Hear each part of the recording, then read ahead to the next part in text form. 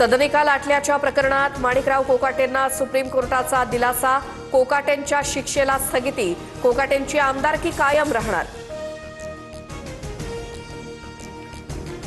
ठाकरे बंधू उद्या युतीची घोषणा करणार। घोषणेआधी संजय राऊत राज ठाकरेंची भेट घेणार। जागा वाटपासंदर्भात राऊत आणि राज ठाकरेंची तिसरी भेट।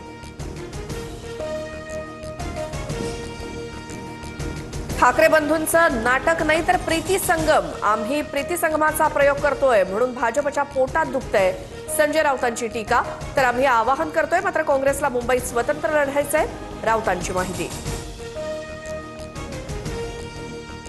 प्रीती संगम नाही तर हा भीती संगम। बीएमसीतील पराभवाच्या भीतीपोटी भावाला जवळ केलं। नवनाथ बन यांची ठाकरे बंधूंच्या युतीवरून टीका।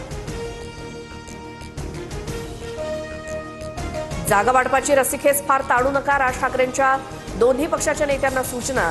शिवसेना मनसे युतीचं जागा वाटप अंतिम टप्प्यात। राज ठाकरे संजय राऊत आणि नांदगावकरांमध्ये सकारात्मक चर्चा। मुंबईत 100% महायुती होईल। आम्ही एक पाऊल मागे जाऊ। शिवसेनाही एक पाऊल मागे जाईल। बावनकुळेंची माहिती। बीएमसीसाठी येत्या 2 दिवसात भाजप आणि शिवसेनेत जागा वाटपाबाबत बैठक। 150 जागांवर निर्णय। उर्वरित 77 जागांवर अजूनही पेच कायम। तर मुंबईत शिवसेना 125 जागा लढवण्यावरती ठाम।